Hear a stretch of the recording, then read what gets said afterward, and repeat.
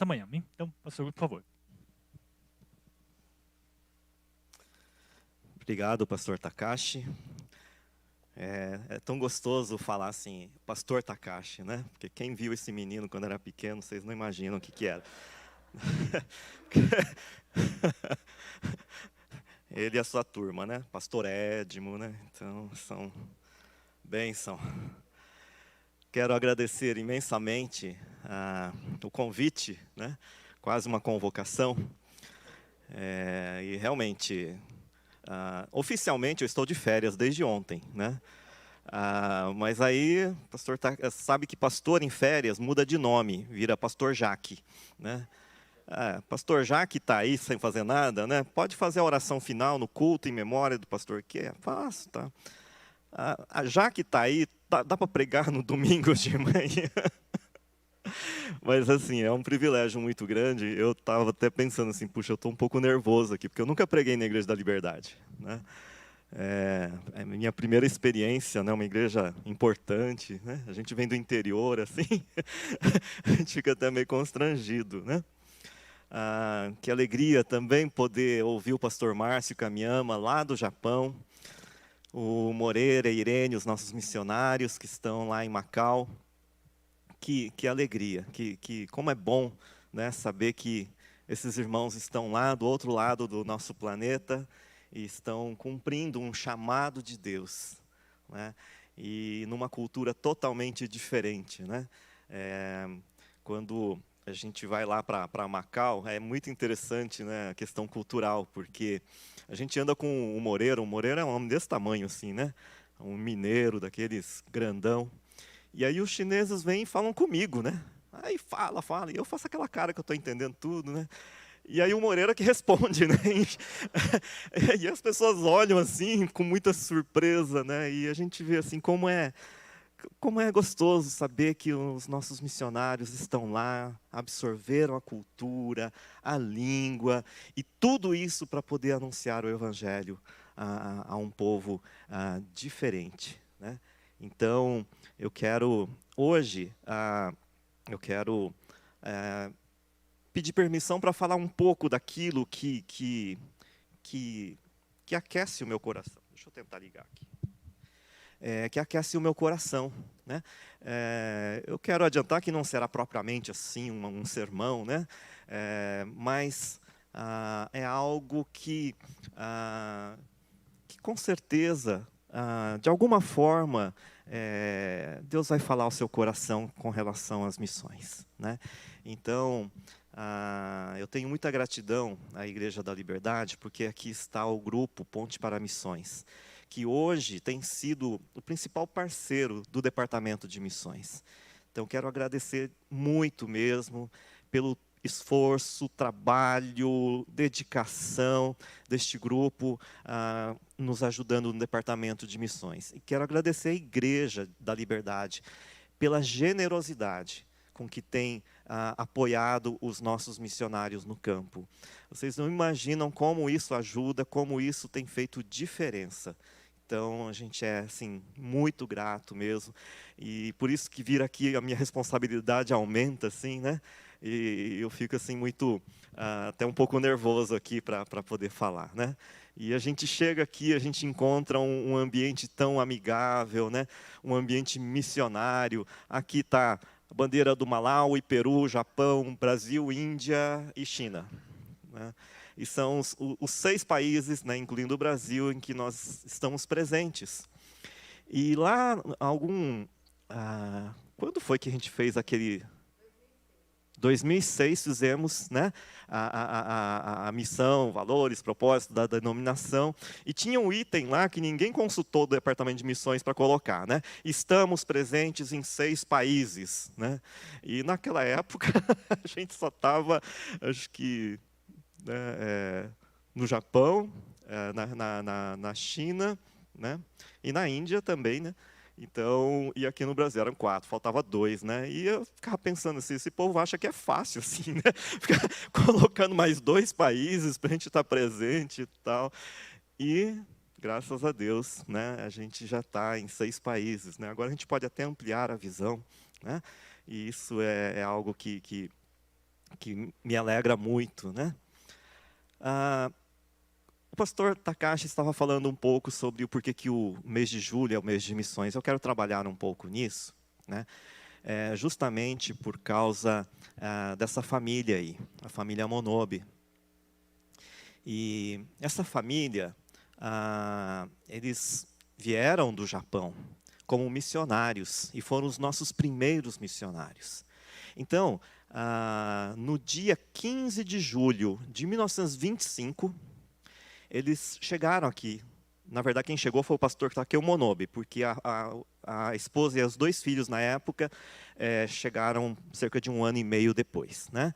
Mas pastor Takeo Monobi chegou aqui ao Brasil no dia 15 de julho de 1925. Isso significa que daqui 4 dias nós vamos completar 96 anos de missões Holiness no Brasil, né? Já pensando no centenário daqui 4 anos, a presença da Igreja Holiness no Brasil. Quando ele desembarcou aqui, ele tinha 31 anos e se tornou, então, o primeiro missionário, e é por isso que o mês de julho é o mês de missões Holiness, e dia 15 de julho é o dia da Holiness, né? Então, é por isso que a Igreja da Liberdade também se preocupou, né? Apesar de o pastor Takashi não saber exatamente o porquê, mas assim, ele sabe que era um mês de missões, né? Mas, assim, então nós comemoramos o mês das missões Holiness sempre no mês de julho, tá? Tudo que eu vou falar aqui, quase tudo que eu vou falar aqui, na verdade, né, eu tirei deste livro aí, né, que a pastora Liana escreveu, né, com o apoio da Chieko Nampo, né, da Nampo Sensei. Então, a gente é muito grato porque essa história está registrada, né? E isso a gente pode transmitir para outras gerações. Se você não tem esse livro, você pode adquirir na sede, que está aqui no 3º andar. Tem alguns exemplares ali ainda disponíveis, tá? Essa família... deixa eu voltar ali.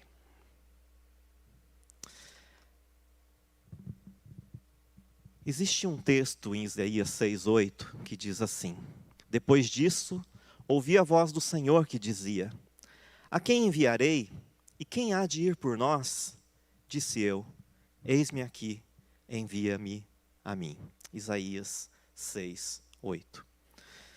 Pastor Monobi ouviu essa palavra e foi o momento em que ele consagrou a sua vida para Deus, para ser alguém que anuncia o Evangelho, né? Ainda não foi o chamado para o Brasil, mas foi um chamado para ele se tornar um pastor. Ele era de uma família de sacerdotes budistas, né? Então, a conversão dele foi bastante complicada, mas ele entendeu um chamado de Deus, ele entendeu que Deus o queria anunciando o Evangelho de Jesus Cristo. E foi o que ele fez, ele se preparou para isso, ele estudou, ele se tornou um pastor na sua terra, né? Ele alcançou, depois de um tempo, a gente lê no livro que ele alcançou os irmãos e irmãs, né, também que se converteram e foram batizados. Então, Takeo Monobi, ele ouviu essa voz do Senhor, o chamando para a sua obra. Ele não sabia ainda a dimensão que seria o seu chamado. Ele não sabia o quanto Deus iria expandir o seu campo de atuação. Mas enquanto ele não sabia disso, ele servia lá no Japão. E nos lugares onde ele foi enviado, ali dentro do Japão, ele cumpriu fielmente esse chamado. Na década de 20, houve um aumento muito grande no movimento de imigração do Japão para o Brasil, né? Começou em 1908, mas na década de 20 é que realmente foi o maior movimento, né? E muitas vezes o pastor Monobe, por morar perto de um porto, não do porto principal, mas perto de um porto, ele acompanhou e deu assistência a muitas famílias de imigrantes que partiam do Japão para uma terra distante, para um lugar desconhecido, para uma língua diferente, para uma cultura diferente. E todas as vezes que ele via, presenciava aquelas despedidas, o coração dele se enchia de compaixão. Talvez você já tenha visto fotos dessas partidas dos navios lá do Japão para o Brasil. Era muito comum que as pessoas pegavam aquelas serpentinas de papel, né, e do navio para baixo e de baixo também para cima no navio. Então as pessoas lançavam aquela fita de papel e ficavam segurando, né, e os parentes que estavam em terra seguravam a outra ponta, e eram muitas fitas, né, ficava assim tipo uma cortina de fitas de papel. Mas quando o navio partia, aquela fita também arrebentava, e era um momento muito difícil, era um momento de muita incerteza, era um momento de muitas lágrimas, tanto para quem partia como para quem permanecia. Não havia nenhuma certeza se um dia se reencontrariam. A esperança era que iriam para o Brasil, fariam fortuna, e depois de uns 5 anos, mais ou menos, voltariam. Mas a gente sabe que isso não aconteceu. E no coração deles, eu acho que realmente era uma dúvida muito grande. Será que será possível mesmo? Monobe presenciava isso. Então ele começou a orar: Senhor, envia alguém para o Brasil. Essas pessoas que estão partindo aqui do Japão precisam da palavra da salvação, a palavra de consolo, a palavra de vida, que só o Senhor pode dar. Deus, envia alguém. Qual foi a resposta de Deus? Ele sentiu no coração: Takeo, vá você, renuncie a tudo, tome a sua cruz e eu irei contigo. Foi o que ele ouviu no coração dele. Vá você, renuncie a tudo, tome a sua cruz e eu irei contigo. Qual foi a reação do pastor Takeo Monobe? Sim, ele estava com o coração já queimando por isso. Hoje a gente fala assim, sua visão, sua missão, né? Geralmente quando a gente está assim muito desejoso que aconteça alguma coisa em algum lugar, é porque Deus já está falando conosco. E aquilo certamente já fomentava o coração dele. E eu quero aqui incluir a sua esposa Sayoko. Porque quando Takeo Monobe conversou com ela, eles tinham filhos pequenos, 2 filhos. 4 anos e 2 anos. E ela responde: se isso é ordem de Deus, obedeceremos.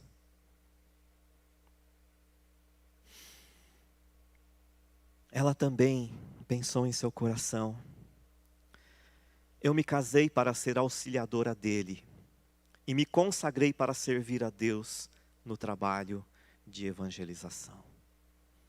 Certamente, o local era por conta de Deus, a parte deles era a obediência. Assim, o casal Monobe se apresentou ao bispo Jude Nakada, que já vinha orando pela evangelização da América do Sul, e viu no casal uma resposta de Deus. Então eles foram enviados. Primeiro, o pastor Takeo Monobe veio sozinho. E ao desembarcar no Porto de Santos, a primeira coisa que bateu no coração dele foi: essa é a terra da missão que recebi de Deus. Aqui eu gostaria de enterrar os meus ossos. É uma palavra muito forte. Takeo Monobe veio para o Brasil, enviado por Deus e pela Igreja Holiness do Japão, mas ele não pensava em retornar mais. Ele pensava em enterrar os seus ossos aqui. Após 1 ano e meio, Sayoko, sua esposa e apoiadora, junto com os filhos, chegaram. E finalmente a família estava inteira no campo missionário. Aqui na Conde de Sarzedas, é isso, né, Liana? A Liana é a autora, ela está mais ligada nesses dados, né? Que curiosamente hoje é a Rua dos Evangélicos, né? Dos produtos evangélicos, né? Mas assim, e dali, o pastor Takeo Monobe fazia suas viagens missionárias. Eu tenho hoje o privilégio de morar numa região em que Takeo Monobe visitava. Pompeia, Bastos, Tupã, né? Estão aí nos registros dele.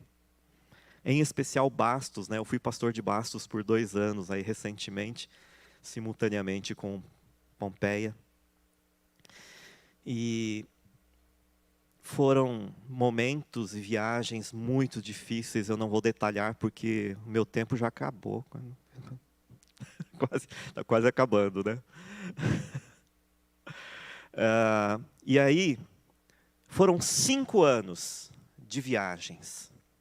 Essas viagens não eram viagens fáceis, né? Existia trem, mas nem sempre tinha dinheiro para a passagem do trem, né? Então, era com muito sacrifício que ele conseguia os recursos e tal para poder ir de trem, e ali o trem não tinha uma capilaridade assim para alcançar, por exemplo, Bastos. Ele descia em Acri, pegava a mala e ia andando até Bastos, né? Então são coisas assim que a gente não consegue imaginar hoje como que era, né? E as viagens demoravam. E na ausência do pastor Monobe aqui em São Paulo, Sayoko, ela assumia os trabalhos aqui, dirigia os cultos, né, os estudos bíblicos, aconselhamento e tudo mais. Quando o pastor Takeo Monobe estava aqui já há uns 5 anos, aos poucos a sua saúde foi se deteriorando, né? E ele tinha algum problema na região do fígado, depois descobriu-se que era câncer. Mas era um homem incansável e ele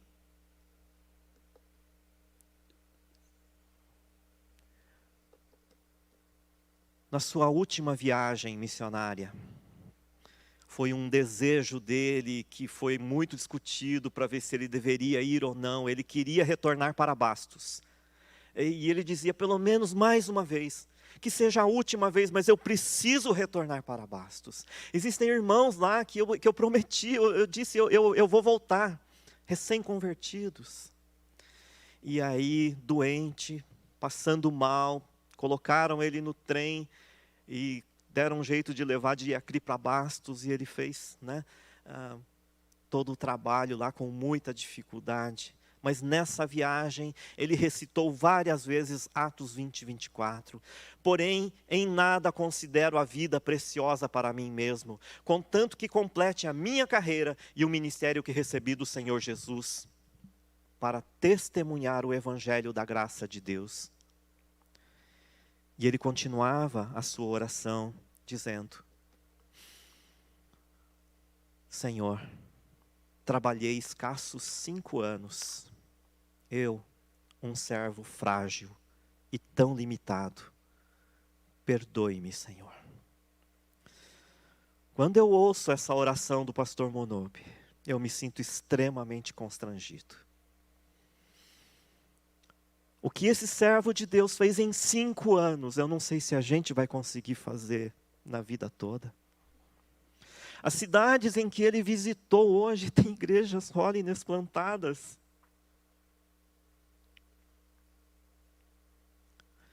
Houve um esforço, um sacrifício da própria saúde, um sacrifício da sua presença junto com a sua família. Mas ele orava desse jeito. E ele não considerava a sua vida preciosa para si mesmo, contanto que completasse a carreira e o ministério que havia recebido. Ele foi exatamente isso. Sayoko também foi exatamente isso. Vida abnegada. Eles assumiram aquele chamado. Renuncia a tudo. Tome a sua cruz e vá, e eu irei contigo. Eles tinham uma promessa da presença permanente de Deus em suas vidas. No dia 25 de julho de 1930, 5 anos e 10 dias após a sua chegada, ele descansou no Senhor. E os seus ossos foram enterrados em terras brasileiras. Cumpriu o seu chamado, cumpriu também o seu desejo. Missões se faz a partir do amor de Deus pela humanidade e pela obediência dos crentes. Missões não tem a ver apenas com atravessar fronteiras e mares, mas tem a ver com obediência. Todos nós temos um campo missionário, queridos. E o nosso campo missionário sempre será o lugar onde nós estamos agora. Pode ser que Deus depois chame e envie para outros lugares. Mas se eu estou em São Paulo, se eu estou numa universidade, se eu estou em alguma atividade, se eu faço parte de uma família, esse é o meu campo missionário. Todos nós temos. Pastor Monobi, antes de vir ao Brasil, evangelizou seus irmãos, atuou como missionário nas cidades onde ele morou, no Japão. Por isso eu tenho a compreensão de que o chamado missionário é para todas as pessoas. O alcance missionário pode ser diferente, o campo missionário pode ser diferente, mas o chamado é para todos. Missões se faz com os pés dos que vão, com os joelhos dos que ficam e com as mãos dos que contribuem. Quem disse isso foi Oswald Smith. Em algum momento vocês vão ler esse texto, né? Não vou estragar a surpresa. Em algum momento vocês vão saber, aí a Arumi vai falar, lembra daquele dia? É isso aí, né? E qual é a parte da igreja nessas três faces? Os pés dos que vão, os joelhos dos que ficam e as mãos dos que contribuem. Qual é a parte da igreja? As três. As três. Primeiro, fomos comissionados por Jesus. João 20, 21, novamente Jesus disse, paz seja com vocês, assim como o Pai me enviou, eu os envio.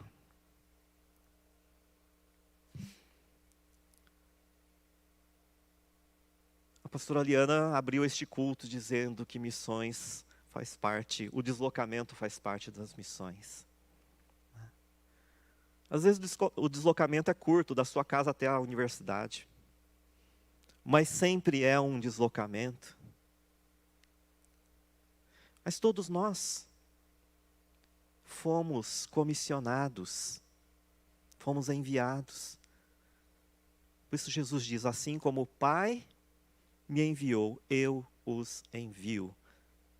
Se você é alguém que foi alcançado pelo Evangelho de Cristo, essa palavra é para você também. Vou passar rapidamente. Devemos orar para que o Evangelho seja proclamado em todas as nações. Anunciar entre as nações a sua glória, entre todos os povos as suas maravilhas. Salmo 96, 3. Orar, todos nós podemos fazer. Eu diria que talvez a maioria aqui nunca vai colocar os pés lá em Macau ou lá na Índia, onde nós temos missionários, ou no Peru. A maioria nunca vai colocar os pés, mas todos nós podemos colocar os joelhos. E todos os dias. A intercessão alcança o campo missionário. E esses irmãos são sustentados não apenas com as nossas ofertas financeiras, mas com a nossa oferta em oração, joelho no chão, para que Deus os guarde, proteja, sustente. Para que Deus lhes abra portas, para que eles anunciem o Evangelho de Cristo. Podemos também contribuir alegremente com a obra missionária. Essa é uma característica desta igreja aqui, irmãos. Eu tenho assim, muita alegria de poder afirmar isso. Eu sei que esta igreja da Liberdade é uma igreja que contribui com muita alegria para o trabalho missionário. Cada um dê conforme determinou em seu coração, não com pesar ou por obrigação, pois Deus ama a quem dá com alegria. Mais uma vez, quero dizer que sou muito grato como responsável pelas missões e pelo cuidado dos missionários, a parceria que os irmãos têm feito. Nosso amigo Josué, lá da Índia, ele sempre diz que missões é uma tarefa inacabada da igreja. Sempre tem o que fazer. Takeo e Sayoko não foram enviados para o Brasil, irmãos. Eles foram enviados para a América do Sul. O envio era a América do Sul. O Brasil foi a porta de entrada. E aí, ontem, durante o culto em memória com o pastor Kay, né, a gente viu o trabalho que o pastor Kay fez no Peru. Que coisa impressionante. Resultou numa agência missionária. Tem missionários espalhados pelo mundo. Na época, ele estava associado à Igreja Metodista, com autorização da Igreja Holiness. Mas a gente mesmo, né, a Igreja Holiness, nós não tínhamos um trabalho ali. Em 2011, fui enviado pela diretoria da convenção, junto com a família do pastor Celso Muta, que na época só tinha uma filha, né? Hoje já são 4, né, eu acho. Eu até perdi as contas, né? Sim. E nós fomos lá para fazer uma prospecção. Olha, tem um casal ali, uma família, que eram da Holiness lá de Opama, e eles voltaram para o Peru, ele é Nikkei peruano, e ele, não é que ele quer abrir um trabalho, ele já abriu um trabalho, né? Ele está fazendo um trabalho com crianças e tal. Vão lá para ver se aquilo lá tem futuro, né? Já vou acabar, viu, Kengo? Vocês estão conversando aí, já estou olhando ali. Aí eu fui com essa missão. E quando eu cheguei lá, irmãos, junto com o pastor Celso, a Eriko e a Manami, não era assim uma coisa muito animadora, sabe? Mas eu vi um casal apaixonado pela obra missionária. A estrutura era muito pequena. Eles alugaram um salão. Pensa numa microigreja, era menor do que esse palco. Mas tudo montadinho. Tinha cadeiras, tinha som, ele é músico, né? Então, som tinha, né? Tinha investido. Eles investiram tudo que eles tinham trazido do Japão para montar a igrejinha. Tinha um projetor, tinha mesa de som, umas caixinhas de som, cadeiras, púlpito, uma igrejinha montada. Só que num lugar, no meio, no centro do Caial, o lugar mais perigoso do Peru. Eu lembro que a gente entrou assim, Aí eu inocentão, né? Vou tirar uma foto lá de fora, né? Tá. Os irmãos correram lá, me pegaram, colocaram para dentro rápido. Eu falei, mas o que está acontecendo?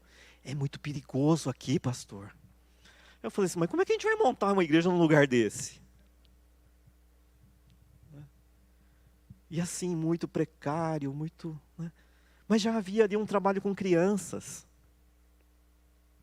Alguns adultos que eram amigos, né, do Francis, quando ele era jovem, né, que estavam participando. Era um pessoal todo enrolado, pessoal que mexia com drogas, com crime, com tudo. Então a gente ficava assim. E aí a minha missão era trazer uma resposta para a ADC, dizendo assim, olha, vamos investir lá ou não. Mas quando eu retornei, eu disse o seguinte, vamos apoiar. Não pela estrutura, mas porque existem pessoas ali que disseram sim. Porque numa conversa informal, ao sair do Japão, o pastor Celso Muta disse informalmente para o Francis, ô Francis, que tal abrir uma igreja da Holiness lá no Peru? Aquilo lá queimou, incendiou o coração do casal. E eles chegaram totalmente convictos de que era isso. A gente não podia falar, não, nós não vamos fazer nada aqui. Então, a gente começou ali em 2012, a gente não era ainda um trabalho oficial. Essa equipe missionária lá da igreja de Pompeia, nós fomos lá, ficamos 10 dias lá, fizemos um trabalho que, se você perguntar para qualquer dessas pessoas que está nessa foto, eles vão falar assim, foi a viagem da minha vida. Estávamos em 19 pessoas, descontando os 4 de casa, eram 15. Desses 15, 7 hoje estão no ministério. Uma porcentagem impressionante, eu nunca vi um resultado tão efetivo, tão grande desses irmãos. Eles viram a missão ali, ao vivo, em cores. E eles viram, na verdade, a pior face, né? Nada de, vamos viajar, não sei o quê. Não, eles viram lá a vida do missionário. Eles choravam todos os 10 dias, nós chorávamos todos os dias no campo missionário. E aquilo foi despertando, despertando. 7 consagraram e hoje já estão no ministério. 2012. 2013, no final de 2013, no concílio de 2013, na Assembleia Geral, oficializamos. Então, em dezembro, eu fui lá e a gente fez a cerimônia de oficialização da Missão Cristiana Holiness do Peru. Desde então, nossos irmãos têm feito um excelente trabalho, muito prejudicado agora por conta da pandemia. A missão continua. E você e eu fazemos parte disso. O campo é o mundo todo. Ainda tem muito trabalho a ser feito e precisamos de mais pessoas que digam sim. Às vezes a gente acha que missões são coisas assim que vai ser tudo bem, vai ser tudo tranquilo e tal, mas a realidade não é essa. Se você conversa com os missionários, as dificuldades são grandes. Mas isso não significa que Deus não está com eles. Isso não significa que o trabalho não é efetivo. Nós, humanos, nós somos muito pautados em resultados. Quantos se converteram? Quantos? Lá em Macau tem um lugar, talvez a Liana já tenha ido, que é na Capela Morrison. Já foi? Tem um cemitério atrás onde está o túmulo do missionário Morrison. É um lugar preferido meu lá em Macau. Toda vez que eu vou, eu quero orar naquela capela, né? Eu separo um tempo para ficar lá uma tarde orando. E Morrison, ele dedicou a sua vida na China. Ele ficou cerca de 40, entre 30 e 40 anos na China. Diz a história que ele conseguiu batizar cerca de 10 pessoas nessas 3, quase 4 décadas. Se a gente for assim, bem racional, a gente vai falar assim, puxa, né, 10 pessoas, 30, quase 40 anos no campo missionário. Mas o que aconteceu nesses quase 40 anos? Ele traduziu a Bíblia para o chinês.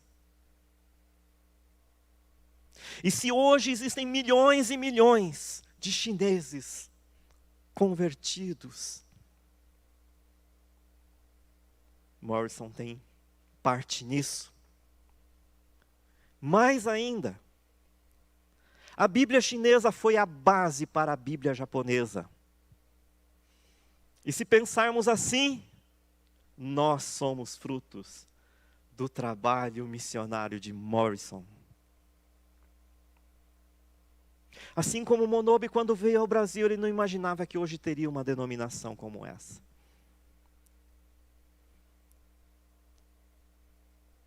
Mas nós estamos caminhando. Homens e mulheres dedicaram as suas vidas para que hoje nós pudéssemos ter a salvação em Jesus Cristo. Eu quero terminar citando o Dr. Shedd. Um dia ele falou sobre triunfo. E ele disse o seguinte: triunfo não é ausência de batalhas.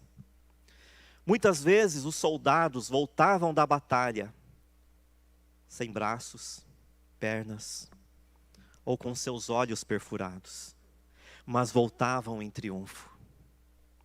As marcas do ministério ficarão em seus corpos, no coração e na alma. No grande dia do Senhor, o grande general passará em revista as tropas. Estaremos lá, feridos, marcados, mancos, sangrando, mas finalmente estaremos lá. Deus, nós queremos te agradecer, Senhor. Porque ao longo da história da humanidade, o Senhor chamou e levantou e vocacionou homens e mulheres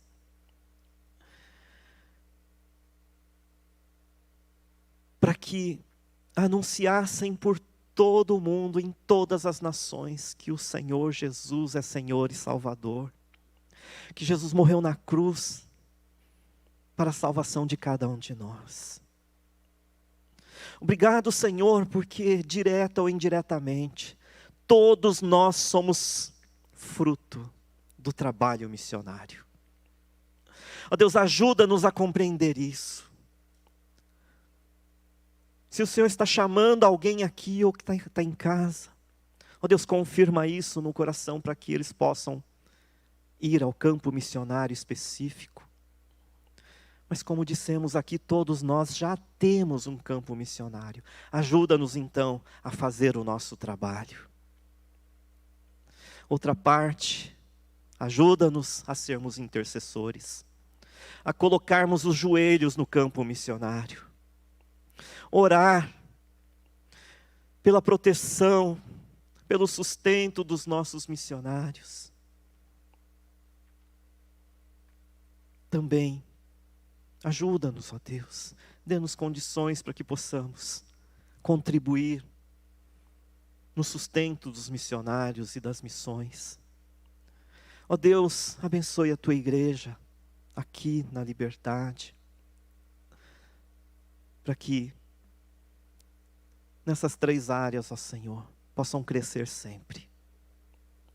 E somos eternamente gratos, ó Deus, por Takeo e Sayoko Monobi, que literalmente renunciaram tudo para que hoje nós estivéssemos aqui. Mas com certeza, o Senhor os recebeu em triunfo.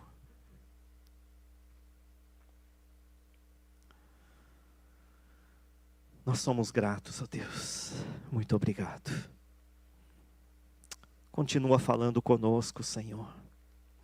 Que essa chama da paixão missionária, Senhor, nunca se apague dos nossos corações. Nós oramos agradecidos pela nossa história, dos nossos pioneiros. Em nome de Jesus. Amém. Obrigado, irmãos.